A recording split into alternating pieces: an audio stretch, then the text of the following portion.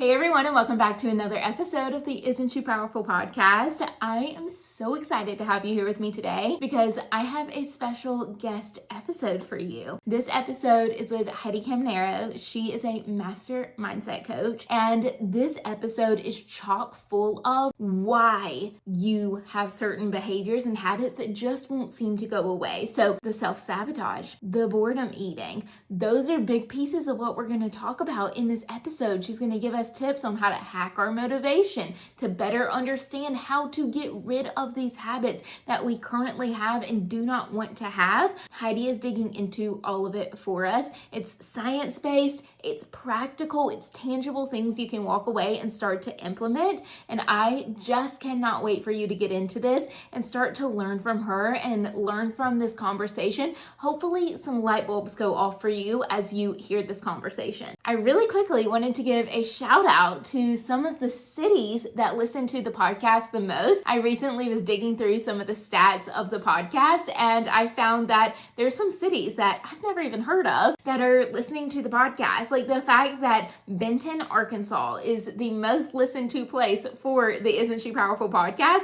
is so interesting to me because I've never even been in the state of Arkansas. So hello to Benton, Arkansas, Jacksonville, Florida girls. That's where I live, and that's my second most listened to city. Charlotte, North Carolina, right where I went to college at. Ashburn, Virginia, Atlanta, Georgia, Chicago, Illinois. Those are my top cities where people listen to the podcast. So if you're in one of those places, hello, thanks for tuning in every single week. And to anybody in those cities or otherwise, don't forget that you can always send me a message. You can go down into the show notes. The very first thing says, send us a text. You can send me a text completely anonymously, and I will create an episode that's specifically designed for you in mind based on whatever it is you share with me, a question, a situation, whatever it may be. Now, with all of that being said, let's get into this episode with Heidy. Hello, Heidy, and welcome to the Isn't She Powerful podcast. I'm so excited to have you. Thank you for having me. I just want to let everybody know, this is our second time recording this episode. You would have gotten so much good stuff from the first one, but technology was not our friend, and that's okay. Yeah, but we figured it out, and take two, so even better things have to come out. That's right. There's a one. reason why the first one didn't work for us. Yes. God will come through and say even more amazing things through us. So true. I always say, like, whenever I'm like gonna go to speak at an event or something like that, I always say, God, speak through me. Whatever you need these people to hear, that's what needs to come through. So yeah, God's gonna come through us right now. Maybe the first time he realized he didn't say everything. He's like, darn it, we forgot something. We forgot something. So here we go. Take two. We're good. Yay. Yeah. Well, Heidy, I'm so excited to have you on the podcast. I have personally been learning from you and listening to your podcast, and there's so much good things that I'm really excited for you to get to share with my community and the women who listen to my podcast. And I really want to highlight what it is that you work on and how you help people. Specifically, you're a mindset and manifestation and money coach, which is really beautiful and so exciting. And today we're going to use what you focus on in the lens of food and relationships with food and all of those beautiful things. Absolutely. I can talk about this all day, mindset stuff, so I'm so excited. Yeah. So I want to start off with a little bit of the science. I personally am somebody who wants to know, well, why is this going on? What's happening in my brain? I want to understand how it works, what you do, how does it work? So I want to throw the term neuroplasticity out there. For anybody who hasn't heard of that term, doesn't know what that means, can you just break down what that term is? Absolutely. Neuroplasticity is our mind's amazing mechanism of being able to create new ways of being, thinking, behaving, all of the above. So the fact that our brain can adapt itself to be able to accommodate new habits, thoughts, and behaviors. So the old saying that people say you can't teach an old dog new tricks does not apply. In this context, that is not true. You can absolutely learn new ways of being, behaving, acting, and it's because of neuroplasticity. And if you could picture for a moment highways in the streets, our brain is full of highways, and every highway represents a behavior, a thought, a habit that you have reinforced over time, over many, many years and decades, and it's there. And that's why sometimes habits feel effortless to you and you can do them without thinking. It's because that highway has been reinforced for so many years. Neuroplasticity allows us to create a new highway whenever we desire that matches or aligns to the goals that we want to go after. So if we want to learn a new habit and a new behavior, our brain has the ability to create a new highway and take that as the new direction. So that's what neuroplasticity is, that we can change who we are, how we behave at any point. Yeah, it essentially is the idea, and you correct me if I'm wrong, but essentially the idea that we can develop new habits and ways of believing and acting anytime we want to. Anytime, and our brain will support it. Our brain will allow us to behave in that way. So there really isn't anything stopping us. Yeah, except for our own limiting beliefs and all those things that we'll talk about more in this episode. But I do like to think about the idea of neuroplasticity as, I like to think of it as like pathways through the forest. And anybody who's worked with me in Seismic Shift or any of my one-on-one programs, they would know that analogy where I always talk about how when it's like a pathway that's completely cleared out and there's no branches falling down, there's no weeds everywhere, there's nothing like stopping you. It's an easy path to go through. But then when you want to start a new habit, it's like you turn and you're going through the forest and there are things in the path that are going to get in your way. It's more challenging. You're going over roots. There's spider webs everywhere. There might be a snake that you pass. Like, it's going to be challenging to start this new habit, this new way of believing and acting and thinking.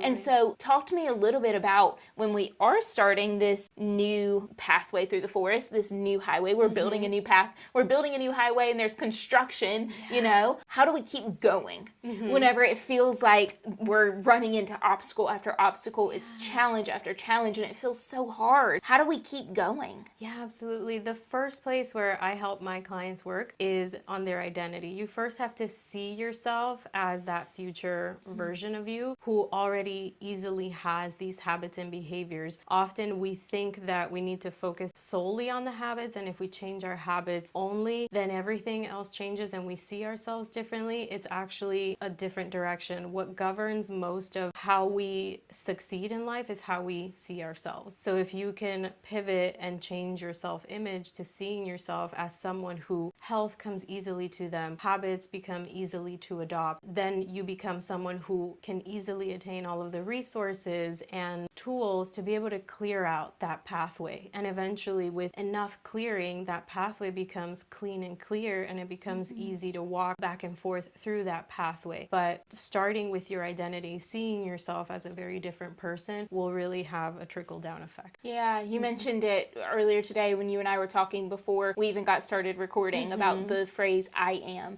Anything that follows that, that's what you are. You are what you say you are. You know, if I say I'm fat, if I say I'm unhealthy, if I say I'm this or that, then that's what I am. It's like a self-fulfilling prophecy. But if you speak life and happiness and truth and joy, then man, that creates a totally different outcome. It's a very different energy too. If you think about when you say, I am the type of person who creates habits easily and effortlessly, that has a very different type of energy than someone who says, oh, I'm just really lazy, things don't work out for me. That also carries a very down energy, if you will. And energy is everything and it fills your intention. So really thinking about what are you saying after I am is really going to make a big difference because the subconscious takes everything literal. So if you say I am followed by anything that is really not serving your goals, your subconscious is going to take that literal, and because it wants to serve you and prove you right in every instance, it's going to say, let me show this girl or man evidence that they are correct. Yeah, that's the thing. Like, I know that you've talked about it and I listened to your podcast and all the things, but like our brains just want to keep us safe. You know, they just they want us to be correct because being correct feels good. And even if we are being correct about something that sucks, something we don't want to be our truth, if that's what we're saying, then our brain wants that to be true for us. Exactly. And isn't that beautiful that our brain is always working to serve us? Yeah. And if we learn how to use our minds in a way that aligns with our goals, we've hacked the system in a way. We have the user's manual manual to our mind. And when we have that user manual, think about the last gadget you bought that has a user manual. How much easier is it to use that gadget? Same goes with our brain. When you understand how your mind is perceiving the world around you, your health, your self-image, you can more easily change the way that you think. But it starts with self-awareness too. You have to obviously want to become aware of these things within yourself too. Yeah. Yeah, there's an activity that I like to do with my clients, and I call it FAST, F-A-S-T, feelings, actions, sayings, and thoughts. Identify the feelings, actions, sayings, and thoughts of the version of you who you are hoping to become. The version of you,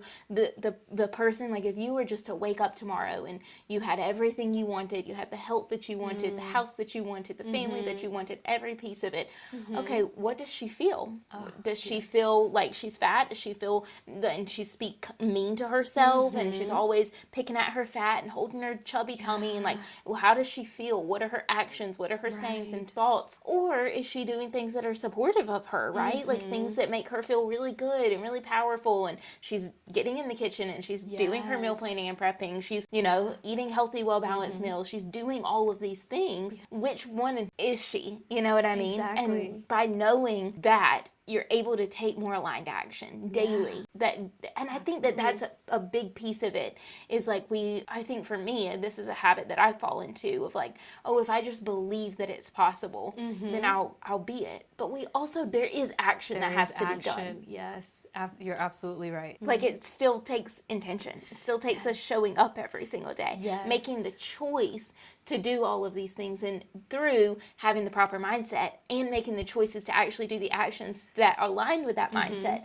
that's whenever the reality becomes. Exactly. And taking the action then becomes more easy. It becomes almost effortless at one point, even though there is effort to take with certain actions like meal planning, meal prepping. That takes effort, and it might not be everyone's favorite part, because I think my favorite part is the eating. I just want the food to be done and healthy and beautiful. But I know what you're saying is absolutely accurate. When you see yourself in that way, you also have to take the action, but the actions start to feel easier because you see the results from it. You are acting with a better energy and better intention behind it. But again, it's not to say that it's, you know, always pleasant to take the action, but when you realize, oh, I'm taking this action because it's aligned with the version of me, with the feelings, actions, sayings, and thought, then you just say, I don't know, it just fuels you in a very different way. That meal prep just feels a lot better because you remind yourself while you're chopping up all your veggies, I'm acting.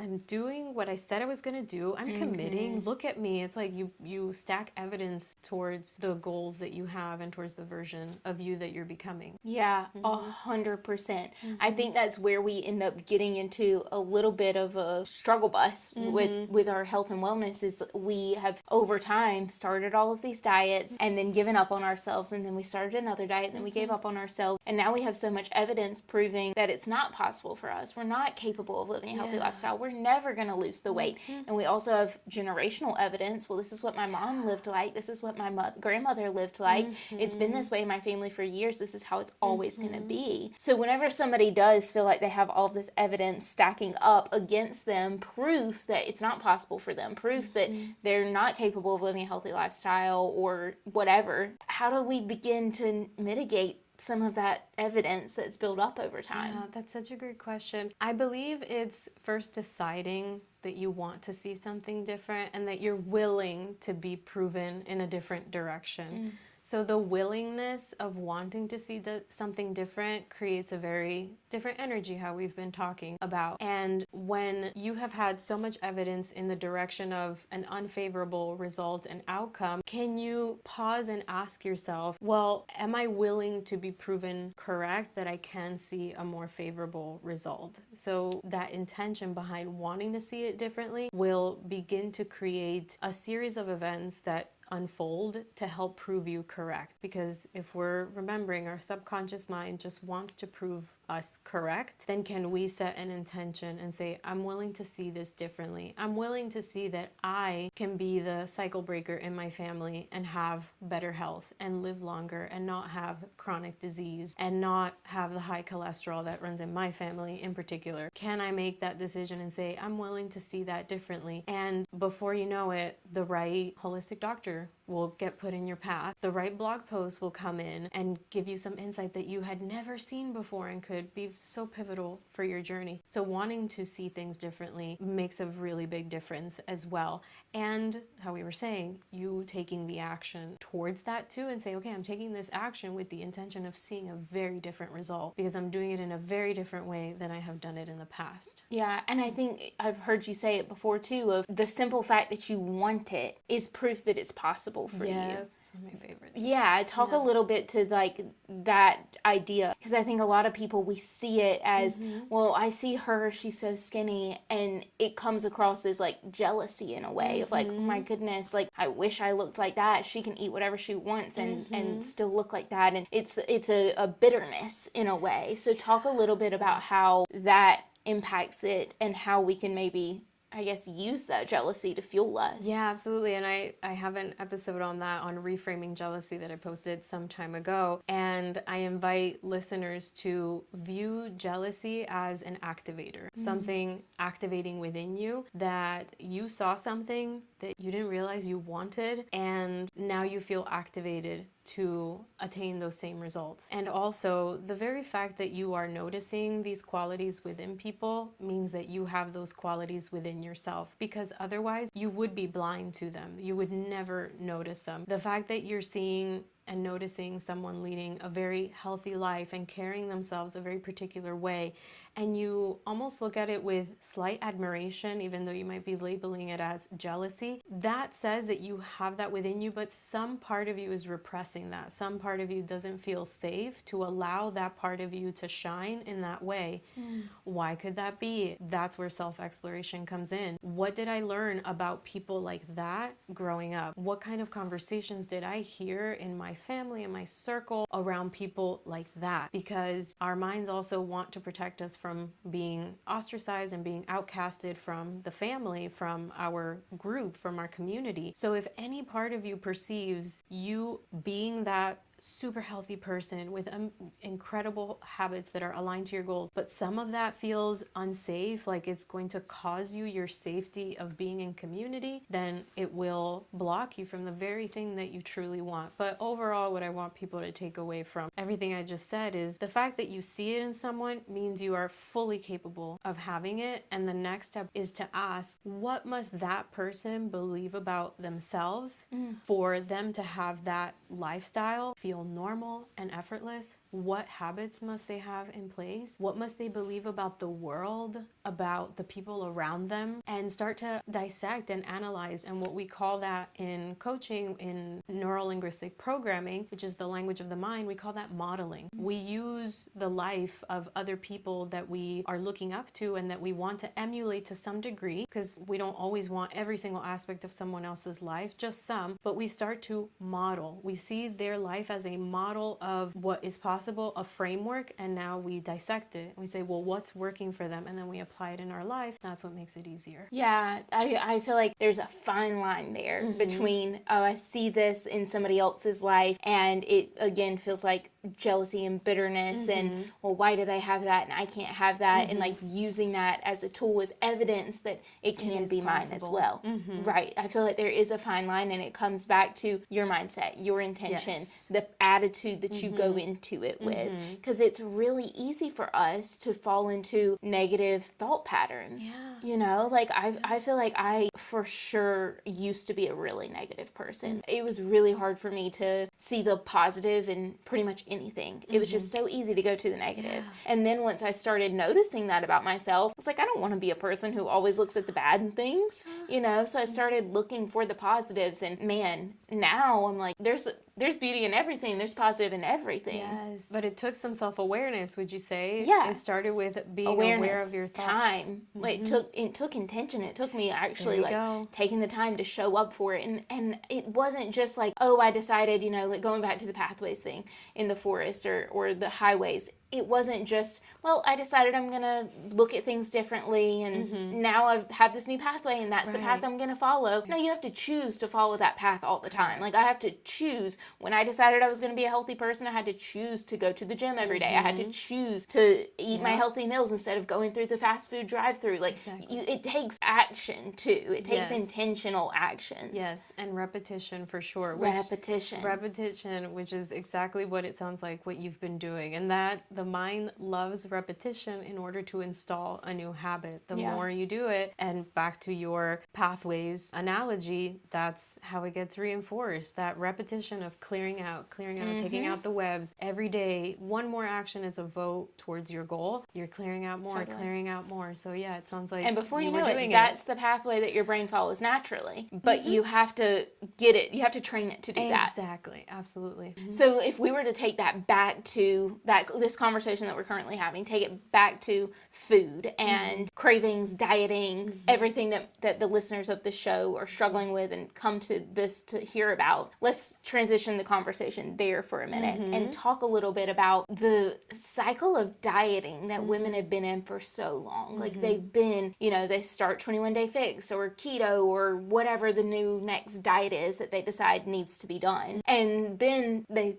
fail, they give up on themselves, they give into the cravings, they give into the belief that it isn't possible for them, and they give up on themselves. Talk a little bit about okay, how do we start to actually become somebody who sticks with this and is consistent with this diet lifestyle that we're trying to create, or this healthy lifestyle, not diet lifestyle? Exactly. I love how you put that. And there's a little bit of the answer in your question, is beginning to see ourselves as a type of person who sees dieting as something that just bounces off of them. Meaning, if I am a healthy person who values longevity, who values being in optimal health and feeling great and every day feeling energized, I do not engage in a fad diet, in a quick fix 12-week program. Now, that's not to say that there are seasons in life in which you want to accomplish a very specific goal for your health. Maybe you're looking to reduce your body fat. That's okay. And increase muscle. That's fantastic. I think that's okay and is a great standard to have. What I'm talking about is the type of person who lives and breathes health and wellness all lifelong. They don't have space for a quick fix because they don't need it. They don't need the quick fix because they already feel amazing. So all that to say is, how do you see yourself, and why do you believe that going to a 12-week or 8-week diet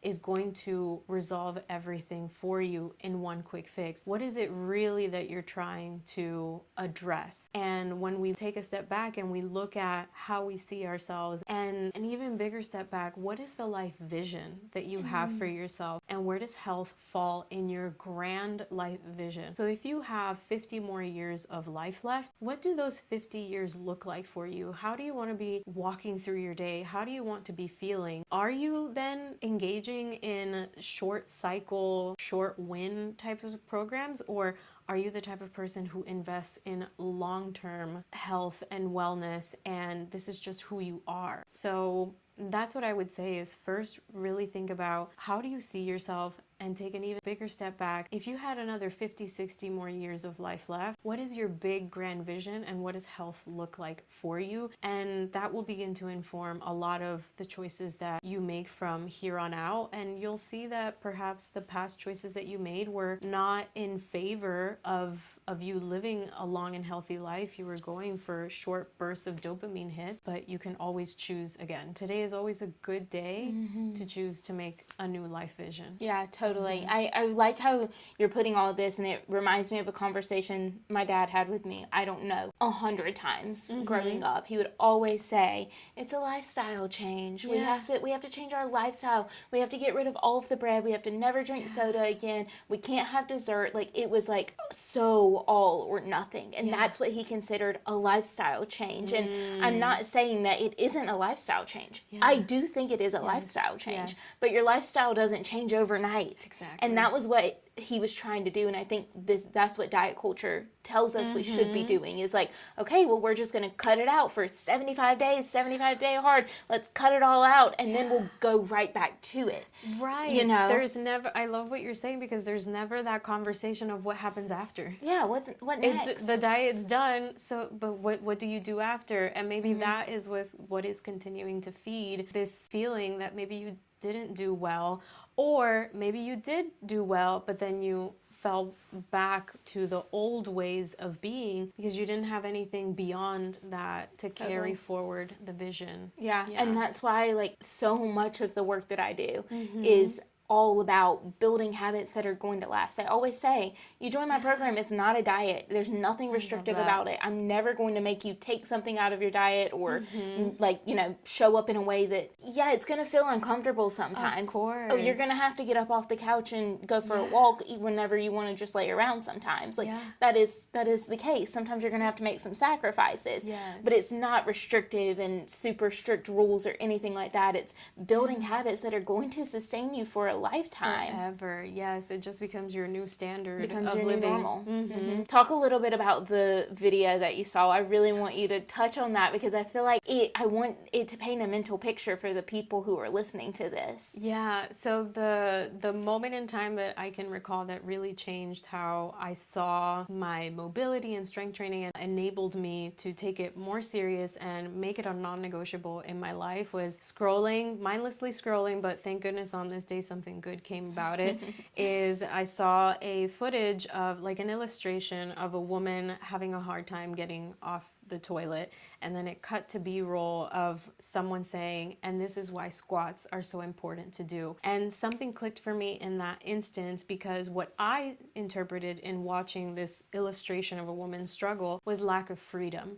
And I value freedom, not just lifestyle freedom, financial freedom, freedom of time, etc. I didn't realize until that moment that I also valued mobility, freedom, being independent and not needing anyone, especially in a moment in time like that and something so intimate like using the restroom. So because I valued freedom so much, something in me was shaken, and I think within the day or so, I had put a plan in place to do strength training 3 to 4 times a week and take that more seriously, and realizing that it will have a compound effect when I'm 90. After seeing that video, I realized, okay, if I start now, there is no way that I will have to be dependent on someone. I won't leave it up to chance that my health and my mobility will be in someone else's hands. It will always be in mine. If I can do something about it now, I will. And the big takeaway there for folks, if they haven't ever sat down to evaluate their values, understanding what you value most in life and taking a moment to see how it patterns back to other areas of your life like health and finances and relationships, you'll see that there's a connecting thread. And for me, I had always seen the connecting thread with freedom through lifestyle, time, and finances, but up until that moment, I didn't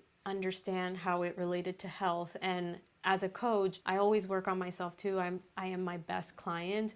I do the work that I encourage my clients to do. And because I am always constantly open to being inspired and seeing things differently, that day clicked for me that valuing freedom also had a correlation to health. And knowing that I valued that so much, now strength training is important for me, especially as a woman, which I know you teach your clients about this. Sure do. Bone strength for us is so important, and being able to move on our own and independence is important. And I want to be that really strong old lady at 90 years old that everybody's like, she still gets around great for 90. Exactly. And that I get to tell the kids and say, make sure you're strength training and you're lifting weights 3 to 4 times a week. So yeah, that was my big moment that changed a lot for me in terms of my health, and it continues to compound. Like, that was one new action and habit that got incorporated into my overall health life cycle. And I know that you talk about this. It doesn't all come at once. Sometimes you'll get inspired out of nowhere of something new to help you change your life. Yeah, you have to always be willing to try new things, always be willing to look at things from a new perspective. And I feel like that's a lot of what we're talking about in this episode. This type of conversation, while it is a conversation that I have on the podcast and have with my clients and things like that, it's different from what most people expect. Like, you come to a health and wellness podcast and you're expecting to hear, yeah, you should be weightlifting, you should be doing these things, but you're not always listening to the mindset piece of it. And that really is such a foundational piece to all of it. It really is a big fuel. Let me introduce to you the very first official sponsor of the Isn't She Powerful podcast. I am so dang excited to share this company with you because I've personally been using and loving them for over a year now. Today's sponsor is Seventh Creations. If you've been listening for a while, you know that I am really intentional about what I put in my body, but I'm also mindful of what I put on my body. And these products have completely changed the game for my skin. My three favorites that I keep using over and over and over again are the Restore Tallow Face Balm, the Lip Balm, and the Whipped Tallow Body Butter. And when I tell you, these make my skin feel so soft, I mean noticeably different. I saw changes in the texture of my skin within just a few uses, especially in the dry and rough patches, and that's why I've stayed consistent with them ever since. My husband compliments my skin all the time now, and it is so exciting. Now, if you're thinking, okay, wait a second, what is tallow? Let me break it down super simply. Tallow is rendered beef fat. And before modern skincare products, it was one of the most commonly used moisturizers. And that is because it is incredibly rich in vitamins A, D, E, and K. And the makeup of the tallow is actually really similar to our own skin's natural oils. And that means that your skin recognizes it, absorbs it easily, and allows it to stay hydrated without feeling greasy. So instead of slathering on lotions filled with synthetic ingredients your skin doesn't even know what to do with, tallow is a really beautiful and nourishing back to the basics alternative. One of the things that I love most about Seventh Creations is their integrity. They partner with local rangers and hand select the highest quality vitamin-packed tallow so that you actually know where it's coming from and can trust that it's good for you. They never add synthetics, which gives you total peace of mind using their products day after day. And I just have to mention the price for a second because that matters. You guys know that. Their products are significantly more affordable than other leading tallow brands without sacrificing the quality of the product. Making high quality, clean skincare accessible is one of Seventh Creations' top priorities. If you've been wanting a healthier swap for your everyday lotion or skincare routine, this is such an easy place to start. Or if you haven't been thinking about it, but now you're feeling inspired to give it a try, I just truly cannot recommend Seventh Creations enough. Seventh Creations was kind enough to offer us a 10% discount for the listeners of the show. So you can use the links down in the show notes to grab your own containers and try my favorite products for yourself using the code LAURA10, LAURA 10 for 10% off of your first order. And trust me, your skin will thank you. I want to kind of talk a little bit to a big piece of why so many people listen to this podcast, which is cravings and food noise and all of those situations around their relationship with food. Talk to me a little bit about how we've mentioned like the evidence, right? Like you've been on a diet, you failed, and now you have evidence that it's not possible for you. Talk a little bit about how that evidence also fuels us into having more cravings and more food noise. How does that play into that? Well, it's called a feedback loop in our mind because you are engaging in an activity, it's producing you to take an action, a particular action, and then you take perhaps maybe another action that could be, you might be on the couch and you might be feeling bored. Let's make this a tangible example of what a feedback loop could be. You might be sitting on the couch and you might be thinking about everything that you have to do, but overall you feel bored. And you have to do a lot of things, but you don't really want to do anything. And then all of a sudden you get a craving for something sweet. And you get off the couch and you look around and you find the sweet treat. And then you eat the sweet treat and then your brain lights up with the feel-good hormones and the dopamine. You're like, wow, this feels amazing. And you give your brain some type of a reward. Your brain is getting a very quick reward from very little action. What did you do there? All you had to do was get out of the couch, go to the pantry, grab the snack, and you've got your dopamine. You would probably get the same dopamine hit had you gone through your to-do list or fold the laundry, etc. So the reason why, in part, we could get cravings is because we are reinforcing a feedback loop that is not serving us. And what can we do to change that feedback loop is interrupt it. When you catch yourself, oh, I'm craving something sweet, can you in that moment practice interrupting and say, wait a minute, what am I really after here? Am I actually craving something sweet, or could I actually just be dehydrated? Or is it that I really just need to do something else? So sometimes cravings, and this is not, I will disclaimer, it's not my area of expertise. I'm speaking through it from the lens of understanding feedback loops in the brain. And sometimes the problem presents itself in a very different way than what the problem actually is.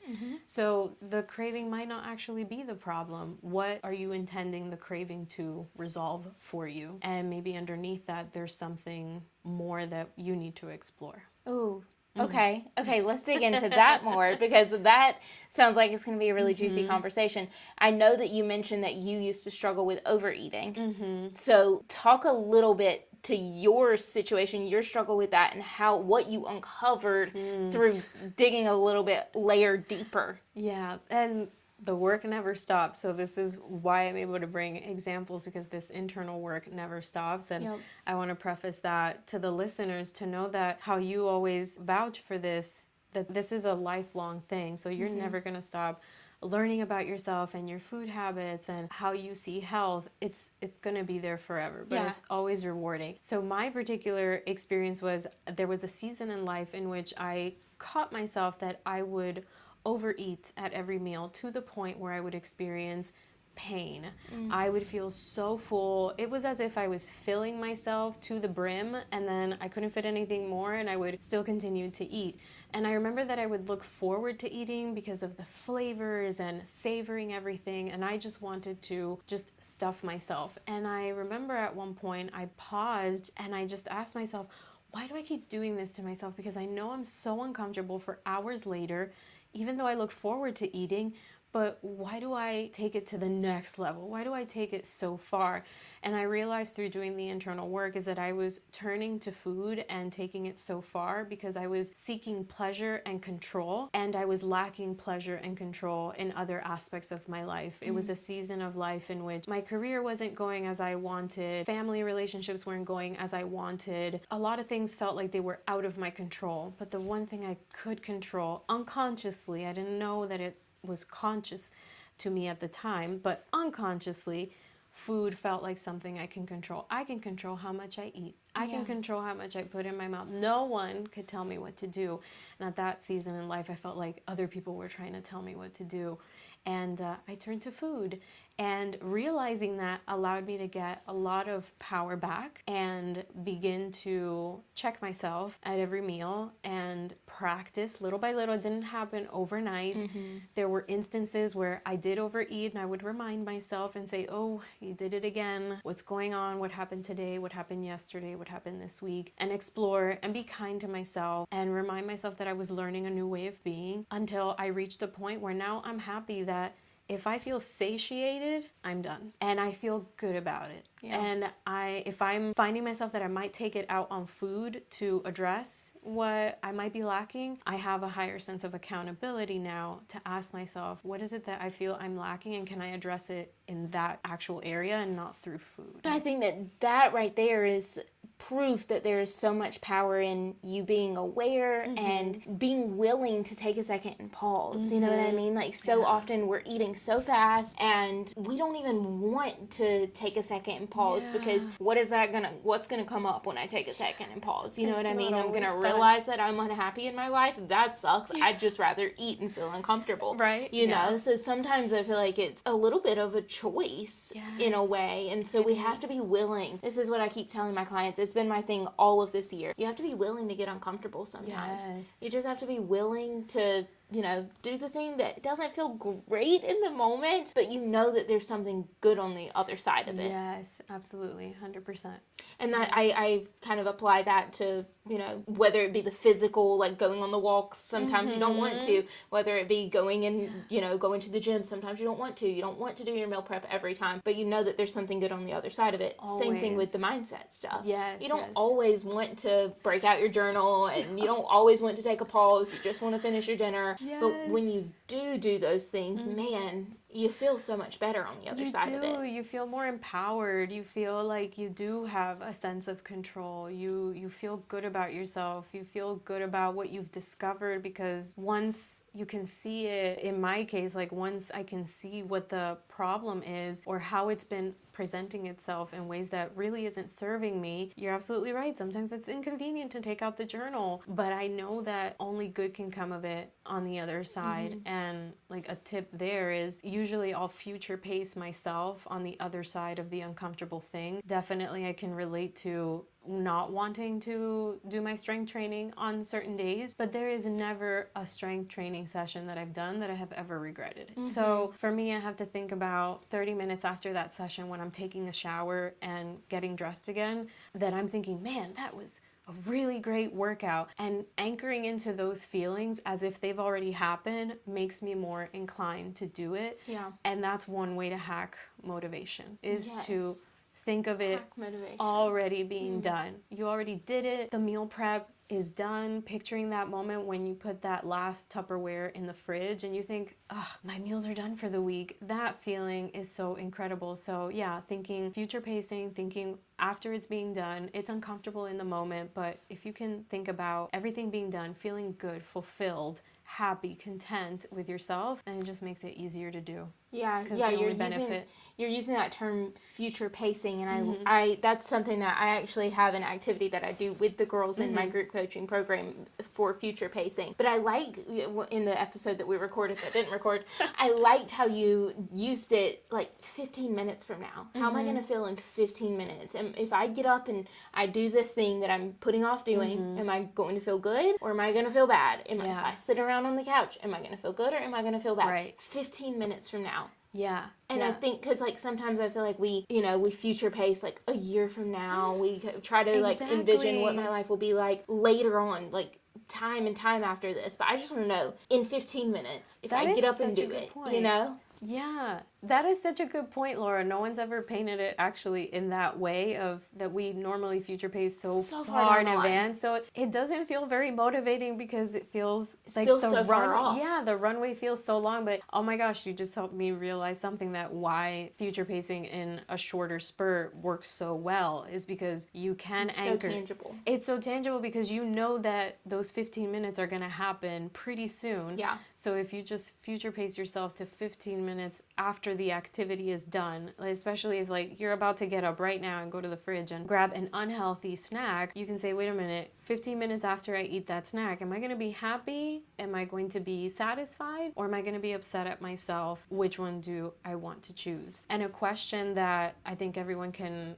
take note of and always ask yourself is, would it feel good to have done? That is the key question. Write it down on a notepad, something, and always ask it, would it feel good to have done? And I think you'll get a lot of revelation just from answering that question before you engage in any habit that you're even if you're negotiating with yourself. I think that's already an indication. Yeah. But if you future pace yourself and ask, would it feel good to have done? You'll get the answer of what would be right for you to do. 100%. And just last week from when we're recording this episode, I went on a vacation with my family. We went to Myrtle Beach. It was just my parents and my sister and I. And being back in that environment with them, it was so easy to fall back into old habits. Because like that's the environment where those habits were created, So it was so easy. I just wanted to eat the entire bag of Funyuns. I just wanted to eat all of the candy and not drink any water and drink all of the soda. Like I wanted to fall back into those old patterns.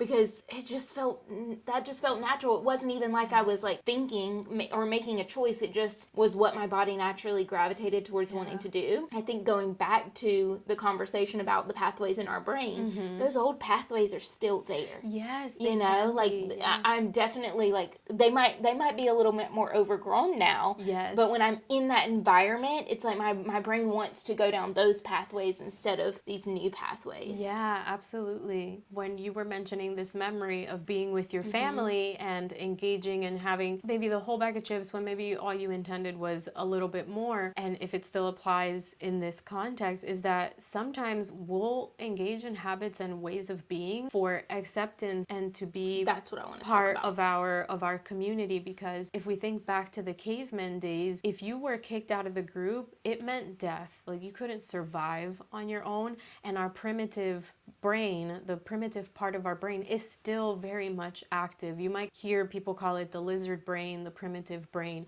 It's there for survival, and it does an amazing job. It's doing its job. How incredible is it that your brain is always scanning to protect you, but it doesn't understand context in this instance, that it doesn't need to protect you from feeling like you're going to be completely left out of your family because you changed a habit. Your family's not going to kick you out of the tribe, and you're not going to die.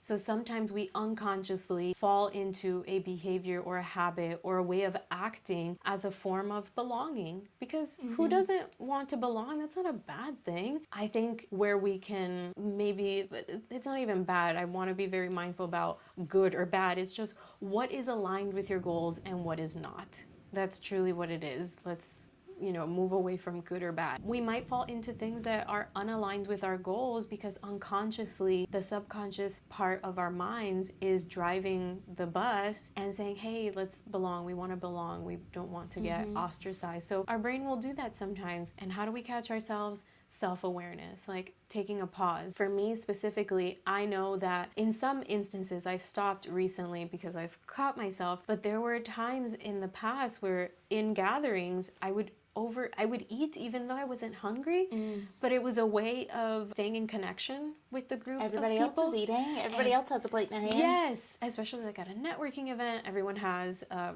glass of champagne or something like that, and constantly eating.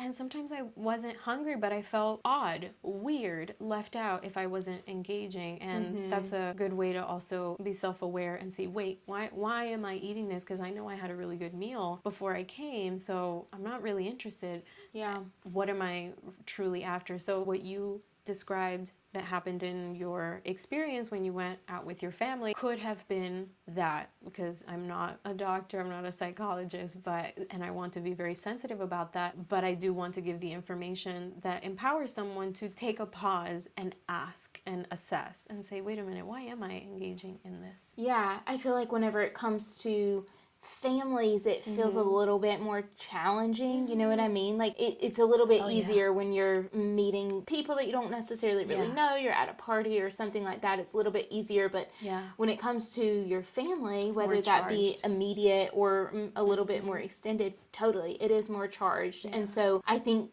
for some people, I think you and I are really lucky that the husbands that we have are super supportive. Pretty much whatever we say goes. At least that's how it is in my house. Yeah, we're I like feel a like team. that's how it is for him. Yeah, for I love sure. that we're a team. Yeah, for sure. And so we're lucky in that.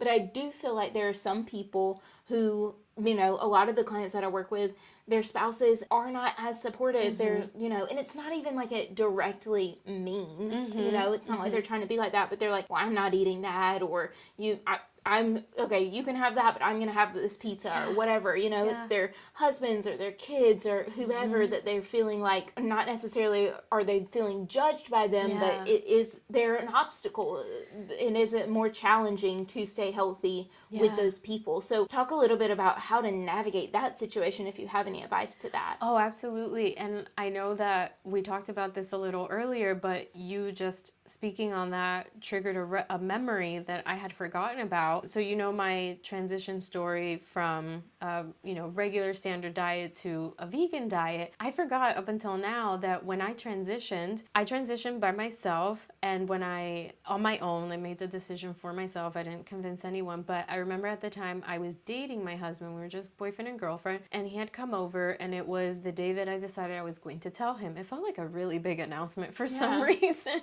but it really should just be like, hey, I'm not going to eat meat anymore. But I remember being very timid about telling him, and I said, listen, here's the decision I'm about to make. I just want you to know that I'm no longer going to have meat. I'm exploring a vegan diet. And his response to me was very defensive. And it was one of, well, don't expect me to transition. I'm still eating meat. Just let's be clear. So it was very defensive, a little hard. And I feel like that is a good example of you're making a decision, you're informing someone because you want them to know what you're taking on, what your journey is going to look like. But in that moment, yes, there were feelings of, oh, is he not going to love me anymore? Is he going to now want to break up with me because he doesn't want to date someone who has a vegan diet? But in that moment, I decided, well, this is what I value right now. This is my own journey. I'm not forcing anyone into anything. I'm not preaching to anyone about it. I'm just informing so that people have an awareness of my dietary needs from now on. And I had to really remember why I was doing it and saying, this is not against anyone. This is not doing anything against him. This is for my health. You know why I had a lot of health issues in that moment in time, and I was looking to change into a plant-based diet to address those health concerns. So because I had that big why in my mind, that was a really big anchor for me for staying true to my decision and not swaying or bending to appease my then boyfriend. And of course I would have not wanted him to break up with me, but I was willing to accept that if for some reason he was that superficial. Thankfully he wasn't. If he was that superficial, I had to be okay with that. So if the listener is taking anything away from this story, is know your why. Know why you're doing what you're doing, because when you know your why and you're anchored into the why, you're like a bamboo tree. You might sway, but nothing's gonna break you. I don't know if the bamboo tree is the right one, or is it the oak tree? You might sway, but nothing is going to break you because you're so anchored in your why and the purpose behind why you're taking on this health journey and deciding to turn things around and making changes. That really changes everything, because as long as I always remembered my why, it didn't matter what comment anyone made. Yeah, because you got comments not just from him, but you got comments from family. And that's hard. Really hard. I got comments like that too, of like, oh, Laura's healthy now, she's not going to eat that. Laura's healthy now, she doesn't do that. Laura's healthy now. And it was always from such like a negative place. Right? Ugh. It's so hurtful. It is hurtful. It really is hurtful. And I know that we talked about a little earlier that just like how we talked about jealousy, that when you identify something in someone, it's because you want it. Well, put yourself for a moment in the other person's shoes. Maybe they want the same thing that you're going after. They don't know how to react a different way to your courage of taking on a new endeavor, of taking on this health journey, of changing your life around. They want what you have, but perhaps they lack potentially the inner resources, the wherewithal, the self-image to allow them to say, wait, if Laura can do it, we came from the same place. Yep. We grew up the same. We were in the same community. All of these similarities. She's doing, I can do it too. That just means she's an example. She's a model. She's a framework. That is only an indication of what is going on in that person's mind. It doesn't alter who you actually are or why you're doing it. So I hope that is a helpful reframe for others, that the same way that you can look at good qualities within people and see that they're within you, if you notice yourself picking at the negative qualities, that just means that you're not allowing yourself to see something that person is being courageous enough to do. Totally. And I think it speaks to the fact that so often when we start a journey like this, it's coming from a place of negativity and hatred in a way for ourselves. You know, like, oh, well, we stepped on the scale and it said something that we didn't want to see. And so we hate that number, and so we want to change that number. We saw a picture of ourselves and we didn't like what we saw in that picture. We hated what we saw and we wanted to change it. And that hatred just fuels more hatred. And of course the diet's going to suck, and of course you're not going to enjoy the journey because you're doing it because you don't like yourself. You know, whereas if you reframe it and go on this journey because you love yourself, like I love myself enough to eat vegetables. Doesn't that feel so much better than I'm eating this because I'm fat and I hate myself? Exactly. Well, you take care of things you love, right? So as a byproduct, if you're taking care of yourself, that means you love yourself. Gosh. Yes, I just had a flashback to like growing up. The neighbor beside us had this car, and he would wash his car like 2 or 3 times a week. He would always be like, what is this man doing outside washing his car all the time? And meanwhile our cars are getting dinged up, and we're not taking that good care of them. And like, yeah, you do, you take care of the things that you love, and over time that man's car looked a lot better than our cars. Than everyone else's. You know, think of that as your health. Yeah, think of it as your body. Your body is doing so many beautiful things for you right now. Laura, your body right now is keeping you breathing. It's blinking. It's keeping you aware of what we're saying, present, creating connection. It's keeping you alive. Why not take care of our beautiful body? And we're going to be with it for another 50, 60, 70 years. Why not take care of it? Why, instead of letting it deteriorate as if we don't have a choice in the matter, why not realize we have a choice in the matter and take care of this beautiful vehicle we've been given for the time that we are here? What a great honor to honor our body and to show ourselves that love that we show towards other people, towards other things, towards objects. Why not direct some of that towards us? Yeah. Yeah, and I want to circle back because I meant to say this before, and then we just went on the tangent. But Edgar, your husband, does now eat. He does, with you. He eats vegan now. So, like, lead by example.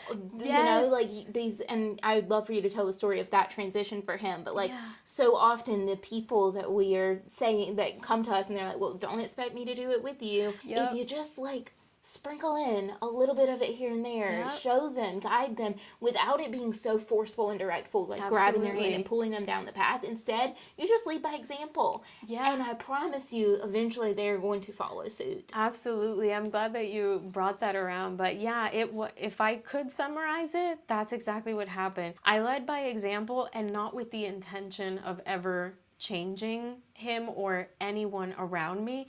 I led by example because I was learning so much about plant-based diet and where to get my protein, where to get fiber, where to get iron, because I was relearning how to eat in a way. And I was just naturally excited about what I was learning. So I would, in conversation, oh, I learned this new thing. And so now I, like tofu. I didn't realize that you could marinate tofu overnight and it'll take on the flavors even better. So, chicken is no longer, missing chicken, or the meatiness of chicken is no longer a problem. And I think by me being naturally excited starts to loosen the resistance wall that goes up. But the moment that really tipped him over the edge, I think all that time leading up to this moment I'm about to explain was just loosening without me doing it on purpose. I was just naturally excited about seeing results and feeling better and sharing everything I learned. And then one day he was open-minded and decided to watch a documentary with me, Forks Over Knives. And we both learned in that instance how some things related to dairy were causing his lactose intolerance and caused his type 1 diabetes. So my husband has type 1 diabetes. He was diagnosed at 12 years old, and now he's 37, 38. And so he's been living with it all his life. And in this documentary, they spoke of how dairy cells had an impact on creating type 1 diabetes. So interesting. And that diagnosis. So don't quote me exactly on that. Go watch the documentary. They'll explain it much better because I'm not a doctor. But the point being that moment was a light bulb moment for him, because after the documentary, the dairy thing, real understanding that plant-based could lower his A1C drastically, all of that combined within a few days, he was more open-minded and he said, okay, I'd like to give full plant-based for some time. I want to give a plant-based diet a try. Will you help me? Those are golden words. Yeah. Golden, music to your ears. yeah, golden words to anyone who's been on the journey, and then someone finally sees that you have been working hard, and then they see you as a resource. So think about the journey you're going on is not just for you, it really does benefit other people. So from that moment on, he became plant-based, and now I am about to celebrate 10 years. I mean, not celebrate, there's nothing to celebrate, but I'm coming on 10 years since transitioning, and he joined me a year later. Okay. And it's been great. His A1C has been the lowest it's ever been on this plant-based diet, and I'm not pushing plant-based, but I'm only highlighting all the benefits of it, and we feel fantastic. We feel great. Sure, we've had our own ups and downs health-wise because we're human. No one diet is going to cure everything, but all of that is to point out that by me just sticking to my why, my vision, knowing that I was doing it for myself, over time it benefited the people around me. And slowly but surely, other family members, depending on if they were going through something, I started noticing that they would call my husband or call me and say, hey, so the doctor said that I needed to start, watching this particular thing. Yep. How do you substitute that with plant-based? Oh, but this was the person who was doing jabs at me at one point, Yep. but I let it slide off of me because it was not anything to do with me. And now the same people are coming to me to be a resource. And that's what will happen to so many of the listeners here to you. And I'm sure that people do that with you too. All the time. That they'll be like, Laura, hey, you happen to know a lot. I've seen you. I've followed you for 2 years. Yep. Tell me more about this. So you'll never know how your efforts will compound into results for other people too. Yeah, and like you said, you just have to kind of let those things slide off. And even though they might get under your skin, or they might hurt you initially. I was hurt a lot. Yeah, it does. And I do feel like, again, I feel like it's easier because those people were outside and they weren't like in your house all the time. Right. But so it's temporary. That's a good point. It is. So if you're getting that from like a person that you live with, it can be a little bit more challenging to let it slide. Yeah. But you really just have to be diligent in saying, this isn't about me. I'm on my own journey. I know that this is going to have lasting positive impacts. I can't see them right now. I don't know what they'll be, but I trust that's going to be the case. Absolutely. And you just have to keep trucking. Yeah, absolutely. We talked earlier about like willpower, and I feel like that conversation comes up again here because sometimes it is like you have to, I always say willpower is not the answer. Like I have so many podcast episodes that are talking about willpower and how willpower is not going to get you far. Right. But sometimes it will get you over the little hump. Yes. You just have to push yourself a little bit. Yeah, I agree. I feel like I see willpower like in my mind like an image of like a little booster. Yes. Like a I don't know, like in Mario Kart. I was thinking Mario Kart. Yeah. In Mario Kart, you hit that one button that gives you a little pop. Yes. That's how I see willpower. I like that. It's like just that little bit, because overall, I think what allows us to sustain the vision is our self-image and how we see ourselves. Will we have days that will test us, try us? 100%. We have hard weeks. We have weeks where we're slammed, and maybe we might default to an unaligned habit, an unaligned behavior. And sometimes we'll need a little willpower. Be like, you know what? Hold on. This is really hard right now, but let me get that little booster right now. Let me tap into my reserve and boost through. Absolutely. I think that's good. That's how I see willpower. But what I think always allows me personally and the women that I work with is really creating a strong self-image of yourself, how you see yourself, of a woman who is resourceful in every area of her life, in health, in making her meals, in her finances, everything. If you see yourself as someone who will not tolerate anything lower than her vision, like that will take you very far. Couple that with a little willpower on the hard days, and that really does get you very far. Absolutely. That, and also having, these actions, the habits built up, that you're still going to do these habits, even though you don't want to get up and do your meal prep. You know that, like you said earlier, this is a busy week and you have a lot going on, so you're going to make sure that you have that meal prep done. Yes. Even though it sucks in the moment to get up and do it, man, the whole week you're going to feel so much better because of it. Yes, you do. I do that all the time with well, I was telling you earlier that I have a new love affair with making big batches of stew, and I found these silicone molds. Yeah. And yes, it's hard to make a huge, I don't know, 20 quart, I don't know what the measurement is, but it's a big pot like this. Yeah. Like I'm feeding a community of people. And it sucks in the moment. That's a lot of onions, a lot of chopping. But then I pour everything into molds and I throw it in the freezer.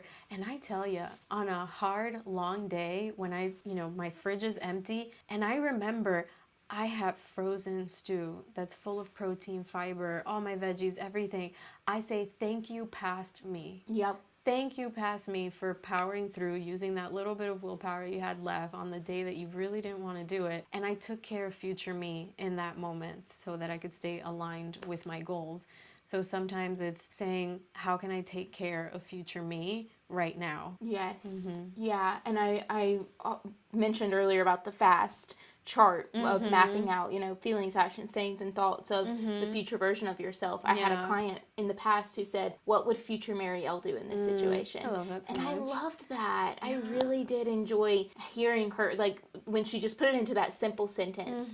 Like, she had a really hard time with cravings and all of the things that I really help women with. And so when she put it into that situation of, like, she's faced with the choice of, should I go into the kitchen and eat the entire chocolate bar or should I not? What would the future version of me do? Exactly. And when you start to ask yourself that question and you start to act accordingly, you become that future version right now. Right like now. You don't have to wait. It's not a future version. You're are already her now because you made the choice in the way that she would. Yeah, that is such a good way to put it. That's such a good way to put it. Okay, the last conversation topic that I want to talk about is self-sabotage. I want to talk about why that happens from a neurological perspective. What's going on in our brains? Because so many women that I work with, they're seeing results, they're losing the weight, they're not having the cravings, they're feeling good, and then they self-sabotage. And then now the scale's back up and they feel bad about themselves again. So talk to me about what's going on. Why does self-sabotage exist? Yeah, everyone goes through it. If that helps us, bring down the pressure a little bit, we all go through it in every area of our life. We might sabotage in health, in wellness, in relationships. We'll all do it because we all reach a capacity for how much we will allow ourselves to have in that area, for how much good, for how much abundance, for how much amazingness can happen in that area of life. So unconsciously, when we see that we're doing so good and we're building up that evidence that we're doing amazing, there is a bit of a part of us that fears what could happen if it gets too good sometimes. And that's where that self-awareness and identifying what's happening below the surface. Why wouldn't I want to have all of this amazingness happen in my life? Why wouldn't I want to be the healthiest version of myself? Why am I really self-sabotaging?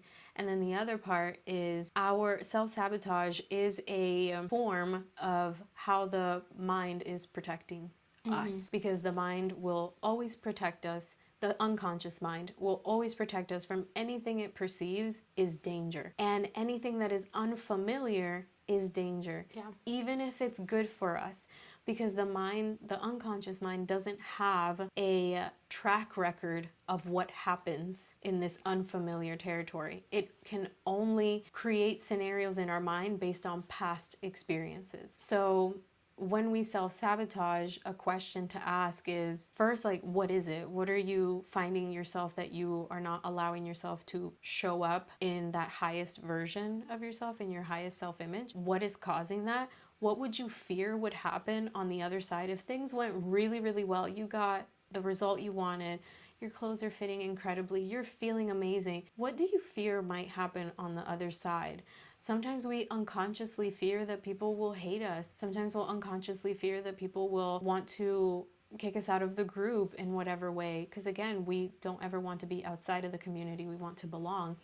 And then for me, one unconscious way that I found that I was self-sabotaging along my own health journey is one day I realized that I didn't want to continue doing so well because that meant my clothes weren't fitting me because they were so loose, and then that means I would have to spend money on buying new clothes, and that's a whole closet of clothes that don't fit me. That's overwhelming. That's overwhelming to think I have to go to the mall and buy all a replacement for everything. Yeah. So our minds will be like, pump the brakes, hold on. Survival, money, all these things are intertwined in our mind, and then we reach our capacity for how good it could be, and then we default back to unhelpful patterns, and then we blame it on other things. Yeah, right. Oh, well, it was just so busy. Oh, well, the season changed. Oh, we went on vacation and whatever. We come up with these excuses, but really it is that there was some level of, I think you're right. For me, it comes up as fear a lot of times. Fear of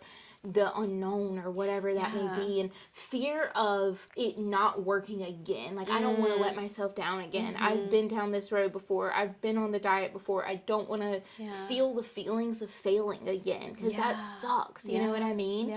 And so I feel like that was a big piece of it for me for a really long time, of why I continued to self-sabotage faster and faster. Every time I started over again, it was like that cycle went faster and faster, because I was like, I want to get to the end of this, because it feels uncomfortable to get so much further along and then fail.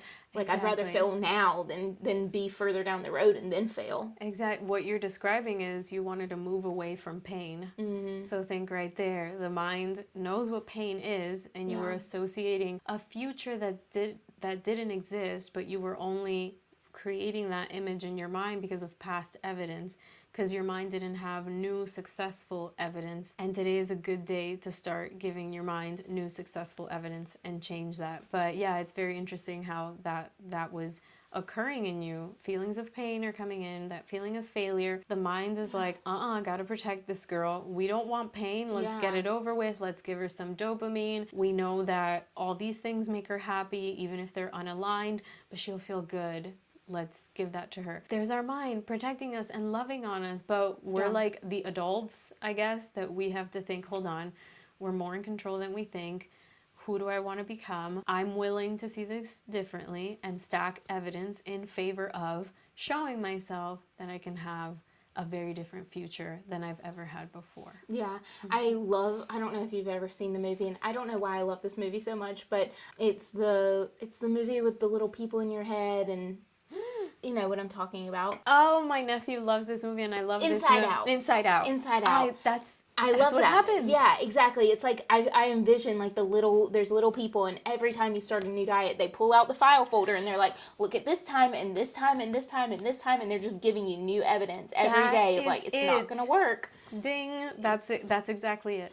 But if we want to get over that, we just have to create new evidence. Is that the way to get over it? Yes, we have to create new evidence by way of, I will circle back on that. How do you see yourself? What are the standards that you've been tolerating up to now that you know are not aligned anymore, but you've just been tolerating them because they're familiar? You know what to expect.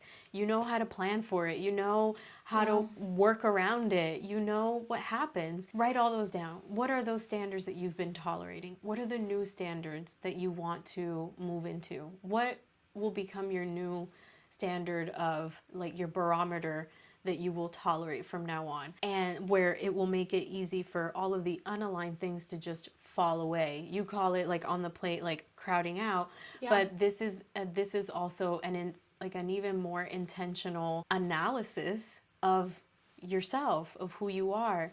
Like when you go into let's say remodel, like those who love interior design, and you go, or DIY, and you go into a room in your house and you say, you know what, I think it's time for a remodel. Well, what are the things that are no longer working for you in that room? I'm sure you make a list. This isn't working. This is what I want.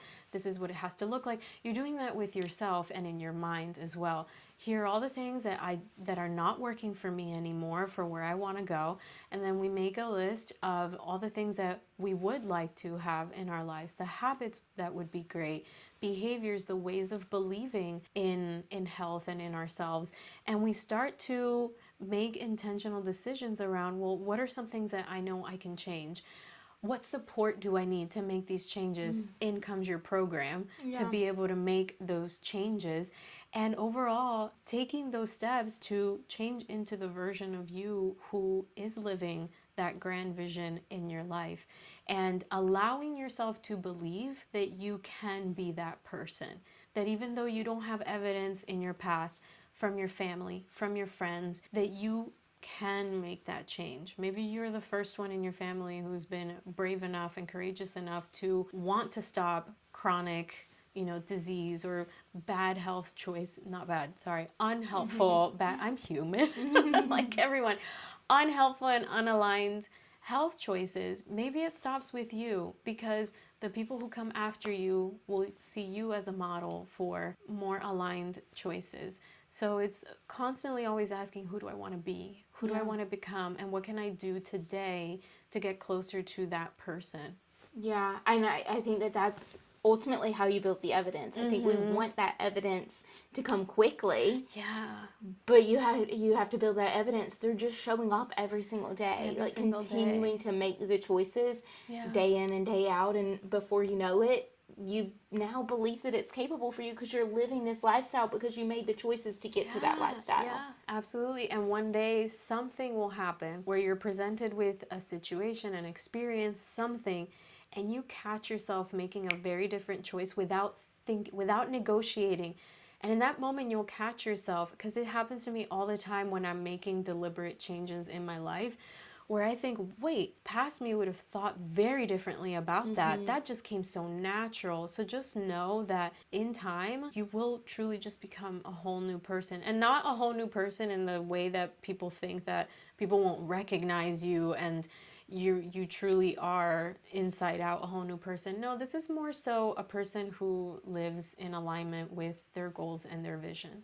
Yeah. Oh, I love this conversation. I really think that so many people are going to get so much out of the conversation that we just had. They would have gotten so much out of the first conversation too, but this is what they get. So hopefully it recorded this time. This time, yes. There was a lot of evidence that showed that we were recording, so let's hope so. That's right. We have the evidence to prove it. Thank you so much for being on the podcast, Heidi. Where can everybody find you? Where can they come and continue to learn from you? Yeah, you can come over to my podcast, Confident, Magnetic, and Wealthy, where I talk about all topics around money mindset, up-leveling in your life. I help women break through upper limits around earning more money, because I believe that when women feel safe to earn more money, they expand what is possible for their community, their family, for themselves.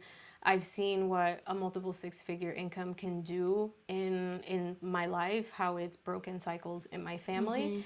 And I want to bring this information to women so that women feel empowered to feel safe and worthy of having a lot of money. I'll send you the links to my Instagram. It's Heidy Caminero on Instagram and Threads. And I'd love to gift to your listeners the Wealth Embodiment Bundle that you've experienced, so that is so kind. So that they can get a taste of what it feels like to take steps to rewire their mind as it relates to money.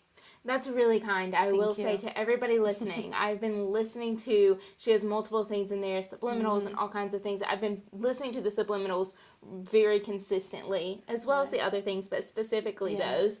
And I've just really been enjoying them. I feel like I'm benefiting so much from them. Thank you. And I really like them too, because whenever I am finding myself like in a state of like overthinking, negativity, spiraling, I just turn them on, and like you don't hear you talking because they're subliminal, so it's just like really calming music. It brings me back down to earth. It's really a beautiful thing to have. And I mean, for anybody who is experiencing the same limiting belief that you have of like, if I lose the weight, then I'm going to have to get all new clothes, and I don't want to spend the money on that. This would be a perfect thing for you to listen to. Yes. Thank you so much. Thank you for gifting that to the audience. Yes, absolutely. And Heidi, I really appreciated you being on the podcast and spending so much time with me today. I appreciated it. And everybody, please make sure that you have subscribed to the podcast. Don't forget to tune in every single week on YouTube or on Apple, wherever you listen to the podcast.